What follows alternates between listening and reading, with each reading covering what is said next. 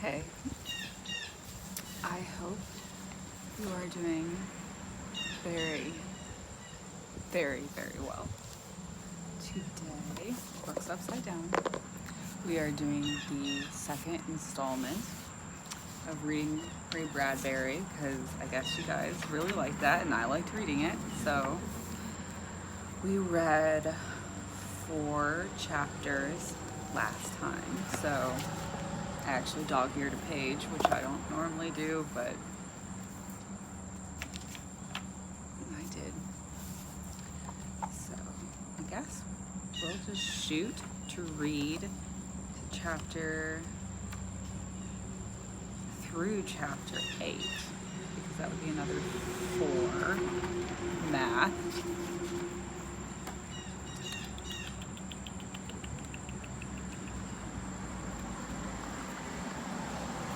Dog ear that, so I know where to stop.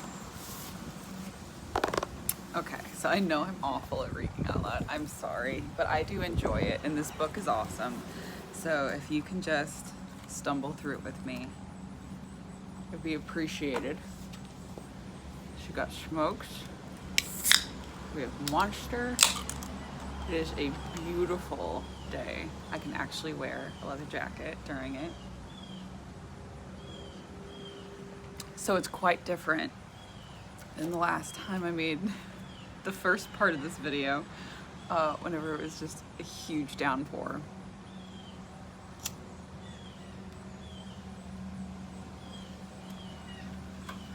So here we go. The pumpkins on the tree were not mere pumpkins. Each had a face sliced in it. Each face was different. Every eye was a stranger eye. Every nose was a weirder nose. Every mouth smiled pitilessly in some new way. There must have been 1,000 pumpkins on this tree, hung up high and on every branch, 1,000 smiles, 1,000 grimaces, and twice times 1,000 glares and winks and blinks and leerings of fresh-cut eyes. And as the boys watched, a new thing happened. The pumpkins began to come alive, one by one, starting at the bottom of the tree, and the nearest pumpkins, candles took fire within the raw interiors. The one, and then that, and then this, and then still another, and up, around tree, 3 pumpkins there, 7 pumpkins still higher, a dozen clustered beyond, 100, 500, 1,000 pumpkins lit their candles, which is to say brightened up their faces, showed a fire in their square or round, curiously slanted eyes, flame guttered in their toothed mouths, sparks leapt out of their ripe-cut ears. I usually don't cut jack-o'-lanterns with ears. Maybe I'll have to this year. And from somewhere, 2 voices, 3 or maybe 4 voices, whispered and chanted a kind of sing-song or old sea shanty of the sky and the time and the earth turning up over into sleep. The rain spouts blew spider dust. It's big, it's broad. A face smoked from the rooftop chimney. It's broad, it's bright, and it fills the sky of All Hallows night. From open windows somewhere, cobwebs drifted, the strangest sight you've ever seen, the monster tree on Halloween. The candles flickered and flared, the wind crooned on, the wind crooned out of the pumpkins' mouths, tuning the song. The leaves have burned to gold and red, the grass is brown, the year is dead. But hung on harvest high, oh see, the candle constellations on the Halloween tree.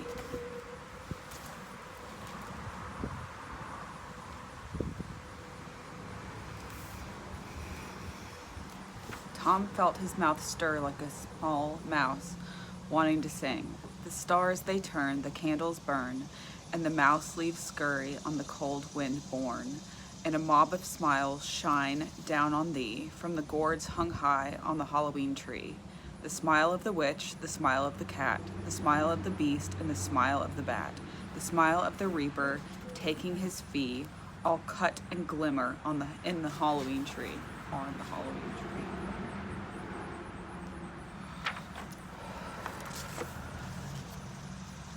Smoke seemed to shift from Tom's mouth. Halloween tree, all the boys whispered it. Halloween tree. And then there was silence. And during the silence, the last of the triples and quadruples in all of All Hallows tree candles were lit in titanic constellations woven up through the black branches and peeking down through the twigs and crisp leaves. And the tree had now become one vast, substantial smile. The last of the pumpkins were now lit, and the air around the tree was Indian summer breathing warm. And the tree exhaled sooty smoke and raw pumpkin smell upon them. I love the smell of carving pumpkins. Gosh, said Tom, skeleton. I forgot. It's like skeleton, only skeleton. Hey, what kind of place is this? Asked Henry Hank, the witch. I mean, first the house, that man with no treats, only tricks, and now... I never saw a tree like this in my life, like a Christmas tree, only bigger, and all those candles and pumpkins. What's it mean? What's it celebrate? Celebrate, a vast voice whispered somewhere, perhaps in a chimney soot billows. Or perhaps all the windows of the house opened like mouths at the same moment behind them, sliding up, sliding down, announcing the word celebrate with breathings out of darkness. Breathing out of darkness. Yes, said that gigantic whisper which trembled the candles and the pumpkins. Celebration. The boys leaped round, but the house was still. The windows were closed and brimmed with pools of moonlight. The last one's in the old maid, cried Tom suddenly. And a bawn of leaves lay waiting like old fires, old gold, and the boys ran and dived at the huge lovely pile of autumn treasure.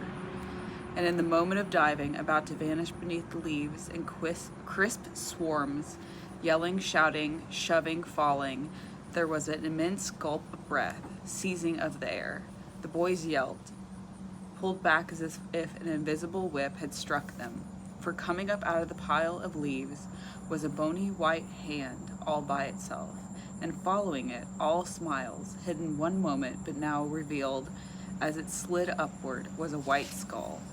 And what had been a delicious pool of oak and elm and poplar leaves to thrash and sink and hide in, now became the last place on all of this world the boys wanted to be. For the white bony hand was flying on the air, and the white skull rose to hover before them.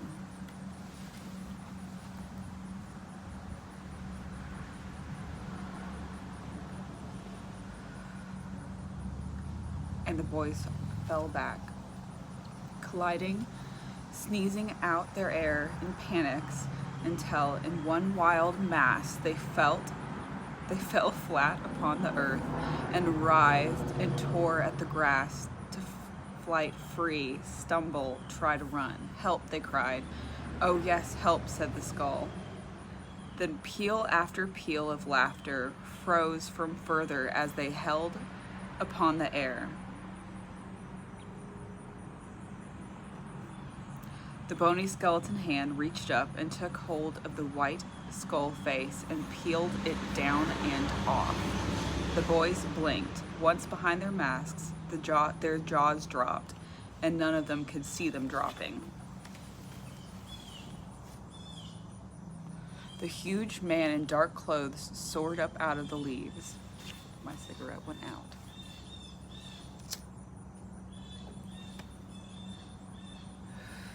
And Siri thinks I'm talking to her, but I'm not. The leaves, taller yet taller. He grew like a tree. He put out branches that were hands and stood framed against the Halloween tree itself. His outstretched arms and long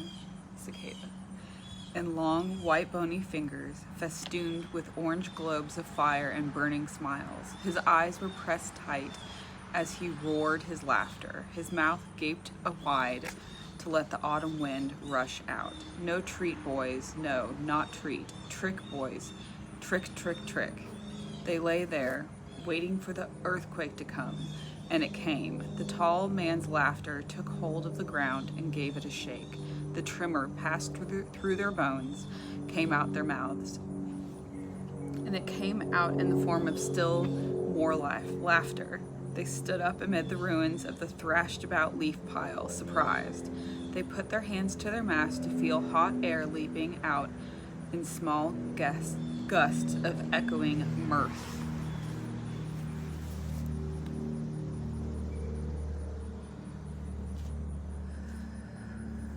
When they looked up at the man, as if to verify their surprise. Yes, boys, and that was a trick. You'd forgotten? No, you never knew. And he leaned against the tree, finishing out his fits of happiness, shaking the trunk, making the 1,000 pumpkins shiver and the fires inside the smoke and dance.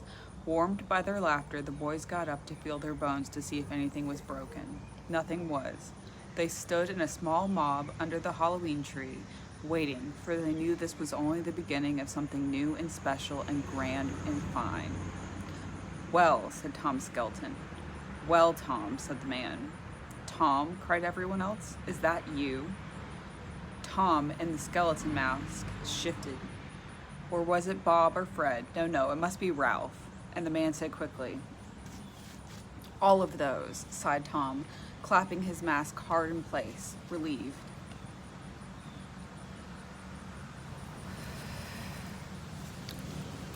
Yeah, all, said everyone. The man nodded, smiling. Well now you know something about Halloween you never knew before. How did you like my trick? Trick, yes, trick. The boys were catching fire with the idea. It made all the good glue go out of their joints and put a little dust of sin in their blood. They felt it stir around until it pumped up to the light in their eyes and stretched their lips to show their happy dog teeth. Yeah, sure. It is what you use. Is this what you used to do on Halloween? Asked the witch boy. This and more. But let me introduce myself. Mound Shroud is the name. Carpace Clevel. I don't know this name at all. Mound Shroud. Does that have a ring, boys? Does it sound for you? It sounds, the boys thought. Oh, it sounds. Mound Shroud. A fine name, said Mr. Mound Shroud, giving it a full, sculptural night church sound. And a fine night, in all the deep dark, I need a cigarette. In all the deep dark, long history of Halloween waiting to swallow us whole. Swallow us. Yes, cried Mound Shroud. Lads, look at yourself. Why are you, boy, wearing that skull face, and you, boy, carrying a scythe, and you, lad, made up like a witch, and you, he thrust his bony finger at each mask. You don't know, do you? You just put on those faces and old mothball clothes and jump out, but you don't really know, do you? Well, said Tom, a mouse behind his white skull muslin. No. Yeah, said the devil boy, come to think of it, why am I wearing this? He fingered his red cloak and sharp rubber horns and lovely pitchfork.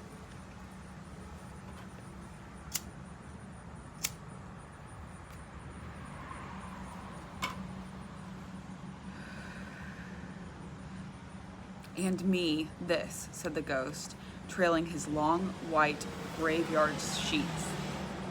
And all the boys were given to wonder and touch their own costumes and refit their own masks. Then wouldn't it be fun for you to find out, said Mr. Mound Shroud. I'll tell you. No, I'll show you. If only there was time.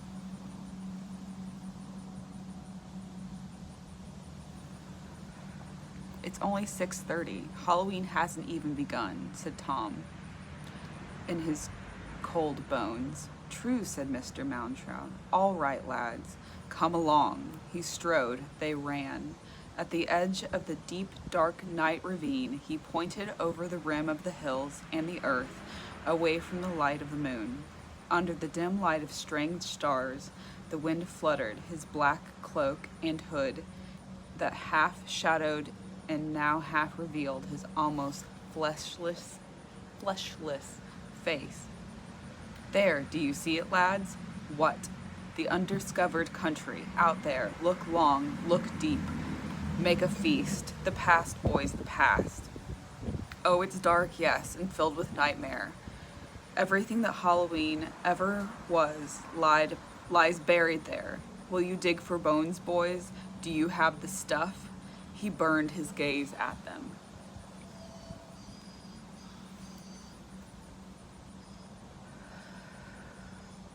What is Halloween? How did it start? Where? Why? What for? Witches, cats, mummy dust, haunts. It's all there in that country from which no one returns. Will you dive into dark oceans, boys? Will you fly in the dark sky? The boys swallowed hard. Someone peeped. We'd like to, but Pipkin. We've got to wait for Pipkin. Yeah, Pipkin sent us to your place. We couldn't go without him. As if summoned by this instant, they heard a cry from the far side of the ravine. Hey, here I am, called a frail voice. They saw his small figure standing with a lit pumpkin on the far edge of the ravine. This way, they yelled. Pipkin, quick. Coming, was the cry. I don't feel so good, but I had to come. Wait for me. Oh, I didn't show you the mask at the beginning of this chapter. Siri, I swear, I'm not talking to you. Okay, it's a witch mask at the beginning of the last chapter that we just read. And this one kind of looks pharaoh-y with the chin sketch. Well, I know that has a name, I just don't remember what it is.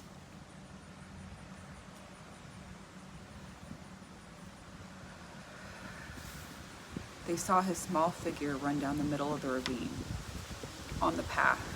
Oh, wait, please wait. The voice began to fail. I don't feel well. I can't run. I can't. Can't. Pipkin, everyone shouted, waving from the edge of the cliff. His figure was small. There were shadows mixed everywhere. Bats flew. Owls shrieked. Night ravens clustered like black leaves in trees. The small boy, running with his lit pumpkin, fell. Oh, gasped Moundstroud. The pumpkin light went out. Oh, gasped everyone.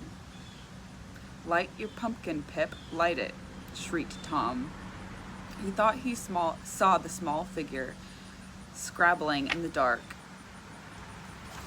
Oh, it's a double-page picture. That's pretty cool.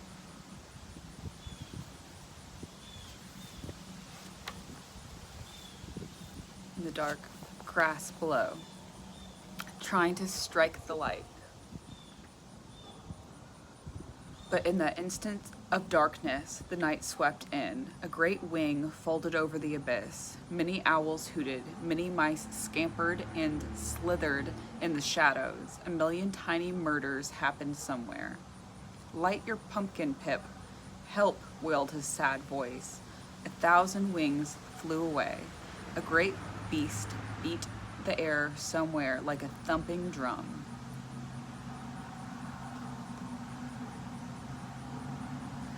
The clouds, like gauzy scenes, were pulled away to set a clean sky, and the moon was there, a great eye, and it looked down upon an empty path. Pipkin, nowhere to be seen. Way off, toward the horizon, something dark fluttered and danced and slithered its way in the cold star air. Help, help, wailed a fading voice. Then it was gone. Oh, mouthed Mr. Moundstroud. This is bad. I fear something has taken him away. Where? Gibbered the boys, cold. to the undiscovered country, the place I wanted to show you, but now.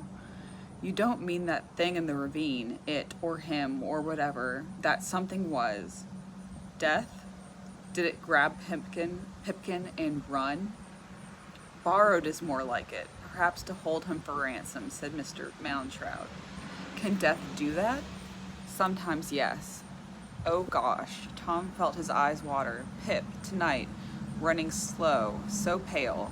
Pip, you shouldn't have come out. He shouted at the sky, but there was only wind there and white clouds floating like old spirit fluff, and a clear river of wind.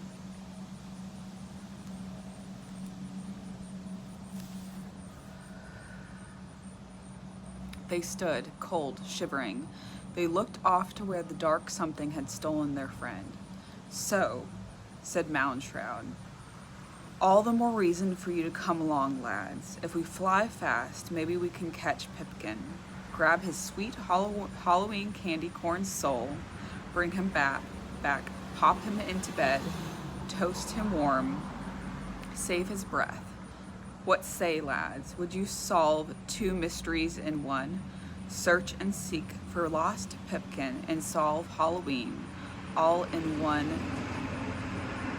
fell, dark blow. They thought of All Hallows Night and the billions ghosts waiting the lonely lanes and cold winds and strange smokes. They thought of Pipkin, no more than a thimbleful of boy and sheer summer delight, torn out like a tooth and carried off on a black tide of web and horn and black soot. And almost as one they murmured, yes. Moundshroud sprung, he ran, he pummeled, he pushed, and he raved, quick now, along the path, up this rise, along this road, the abandoned farm, over the fence, alley-oop. They leapt the fence, and running, and stood by the barn that was frosted over with old circus posters, with banners tattered by wind, pasted here 30, 40, 50 years back. Circuses passing through had left patches and swatches of themselves, 10 inches thick. A kite, boys, build a kite, quick. Bird mask.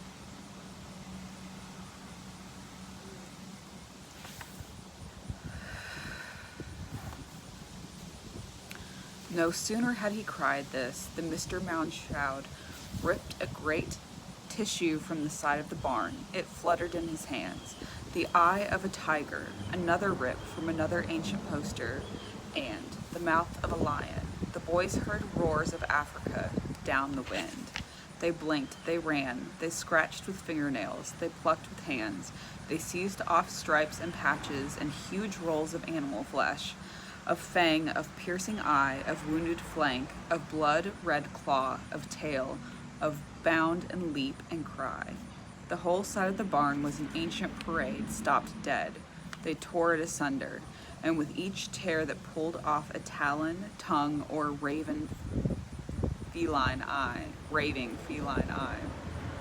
I swear, Siri. You know what?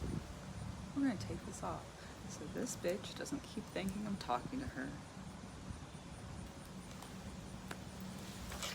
Fixed.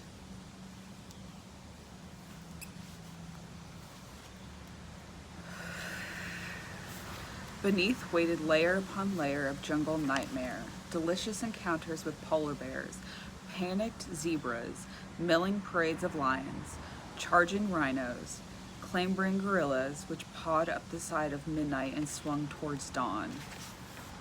1,000 animals and congregation rumbled to be set free. Now free in fists and hands and fingers, whistling on the autumn wind, the boys raced off across the grass. Now Moundshroud knocked down old fence railing beams, and made a rough kite cross and bound them with wire, then stood back to receive the gifts of kite paper as the boys flung them in fistfuls, and these he tossed in place on the frame, and spark flinting fused with burnings of his horny hands. Hey, the boys cried in delight. Oh, look. They had never seen such things, or known that men such as Moundshroud, with a pinch, a clutch, a pressure of fingers, might bend an eye with a tooth with a mouth with a feline bobcat tail. All mangled beautifully into a single thing. A wild jigsaw puzzle zoo, billowed and trapped, pasted and tied, growling, taking color and sound and pattern in the light of the ascending moon. Now another cannibal eye, another hungry maw, a mad chimpanzee, a most insane mandrill ape, a screaming butcher bird.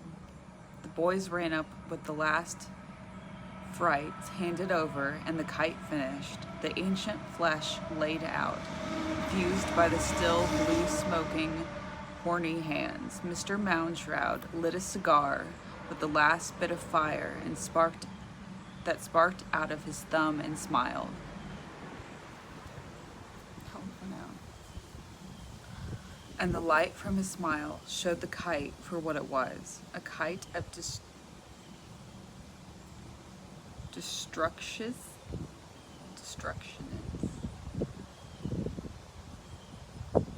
of animals so dire and fierce their outcry drowned the wind and murdered the heart. He was pleased, the boys were pleased, for the kite somehow seemed to resemble. Why, said Tom astounded, a pterodactyl.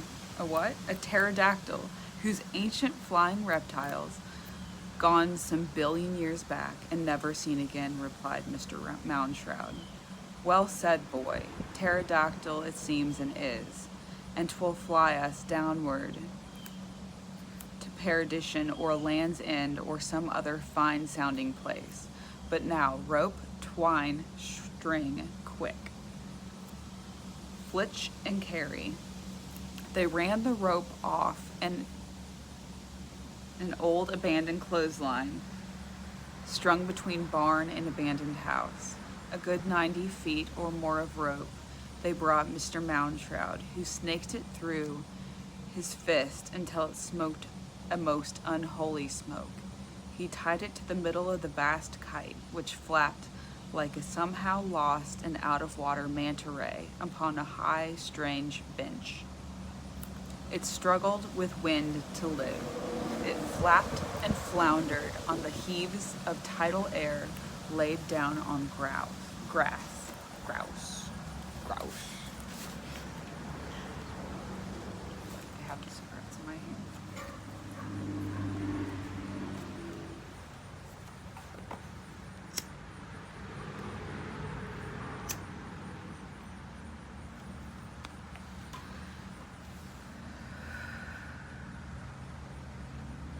Moundshroud stood back, gave a jerk, and lo, the kite flew.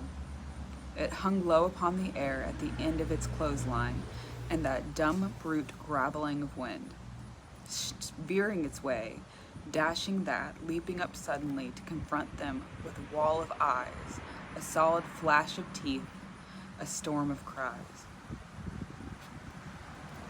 It won't rise, it won't go straight. A tail, we need a tail.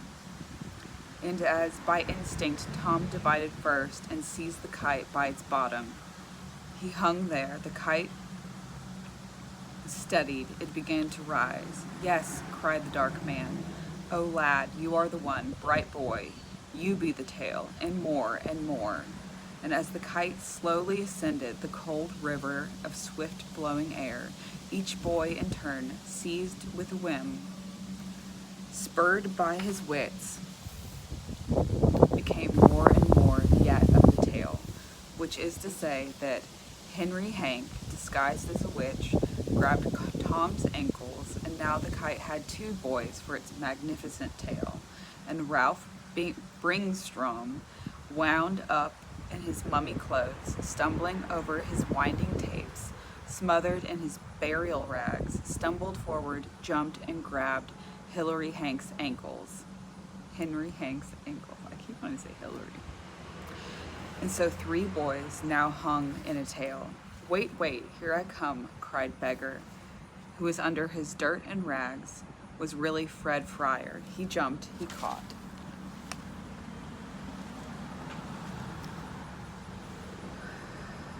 The kite ascended. The four boys making the tail yelled for more length. They got it when the boy dressed as Ape Man scrambled and grabbed ankles, followed by the boy dressed as Death with a scythe, who did dangerously likewise. Watch out with that scythe. The scythe fell and lay in the grass like a lost smile. But the two boys hung down now.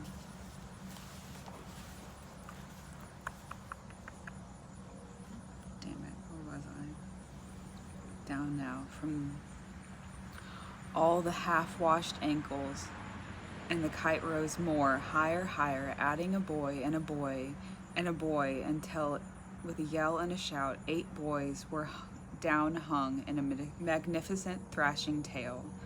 And the last two being Ghost, who was truly George Smith, and Wally Babb, who had inspired, made himself to look like a gargoyle fallen off the top of a cathedral. The boys yelled with elation. The kite swooped up, took off. Hey, whoosh. The kite purred with 1,000 animal whispers. Wang, the kite rope strummed the wind. Here's the kite. Here's the tale of boys. It's quite an intricate kite to just make that bit.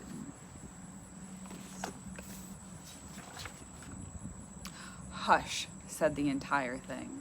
The wind flew them high across the stars, leaving Mound Shroud to look up with awe at his contribution, his kite, his boys.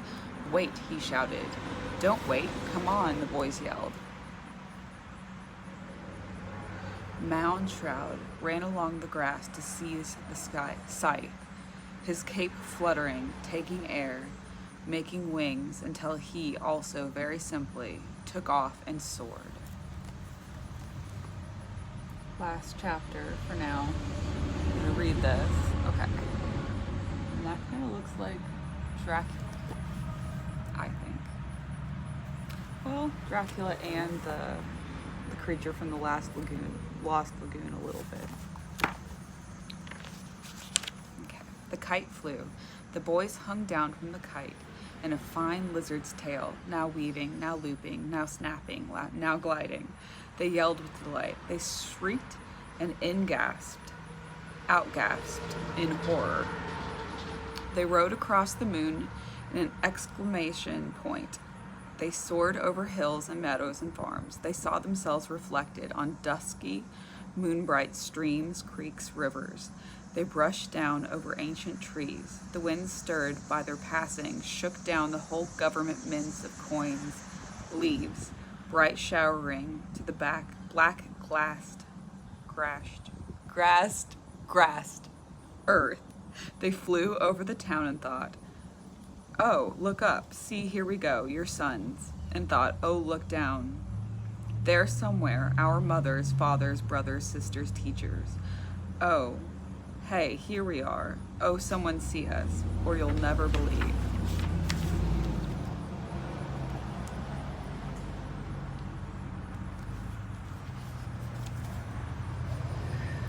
And in the last swoop, the kite whistled, hummed, drummed along the winds to float over the old house and the Halloween tree where they first had met Mound Shroud. The section of their swinging bodies caused 1,000 candles to flicker, and shudder their light, hiss with the desire to reflame themselves. So they all hung pumpkin scowls and leers, and wild smiles were half shifted to unhappy shadows. The whole tree went dead for a heartbeat. Then, as the kite sang high, the tree blazed up with 1,000 new cut pumpkin frowns, glares, grimaces, and grins. The windows of the house, black mirrors, saw the kite go away and away, until the boys and the kite and Mr. Mound Shroud were all very small on the horizon.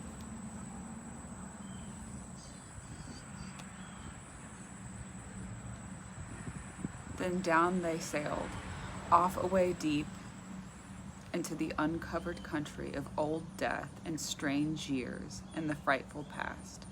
Where are we going? Cried Tom, hanging to the kite's tail. Yes, where? Cried all the boys, one after the other. Below, below. Not where, but when, said Mr. Roundshroud, pacing them, his great veiled cloak full of moon wind and time. 2,000, count them, years before Christ. Pipkin's there, waiting. I smell it. Fly. Then the moon began to blink. It closed up its eye, and there was darkness.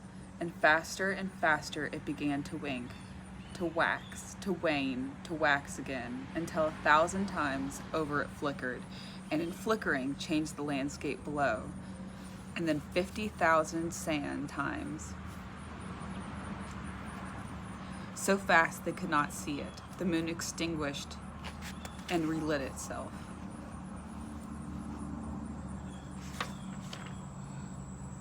The moon stopped winking and held very still, and the land changed.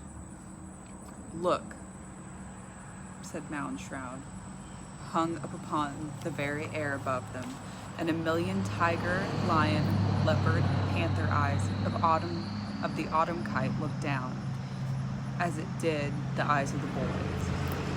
And the sun rose, showing them Egypt, the river Nile, the Sphinx, the pyramids.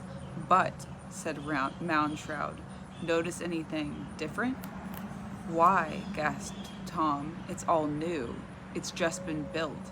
That means we really have gone back in time 4,000 years. And sure enough, the Egypt that lay below was ancient sand and new cut stone. The Sphinx, with its great lion paws, treaded out on the golden stuffs of desert, was sharp cut and freshly born out of the womb of stone mountains. It was a vast pup in the bright and empty glare of the noon.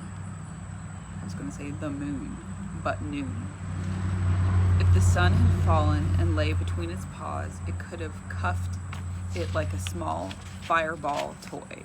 The pyramids, why they lay like strange-shaped blocks, yet other games to be puzzled over, played with by the woman-lion Sphinx. The kite zoomed down and scattered the sand dunes, floated over the pyramid, and was drawn, as if by suction, by the open tomb mouth, set in a small cliff.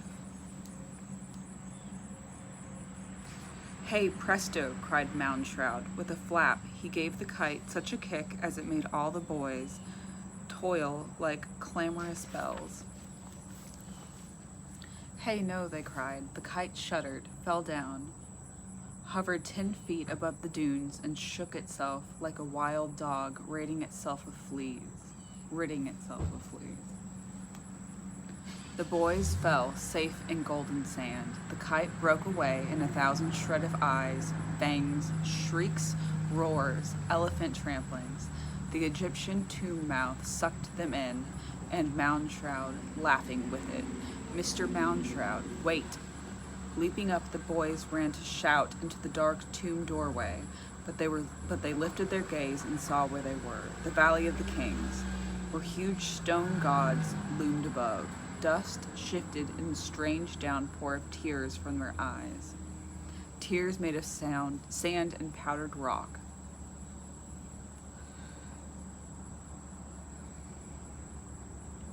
The boys leaned into the shadows, like a dry river bottom. The corridors led down to deep vaults where they lay with linen-wrapped dead. The dust fountains echoed and played in strange courtyards a mile below. The boys ached, listening. The tomb breathed out sick exhaustion of paprika, cinnamon, and powdered camel dung. Somewhere a mummy dreamed, coughed in its sleep, unraveled a bandage, twisted its dusty tongue, and turned over for another 1,000-year snooze. Mr. Moundshroud called Tom Skelton. Chapter 9. We're doing pretty good. So, let me know if you want me to read another 4 chapters. I'm enjoying this, so I actually want to keep going, but I won't. It's probably another 2.5 videos worth. So I'm looking at drawings. I shouldn't do that. Well, I will see you in the next one. Yeah, let me know how you like it.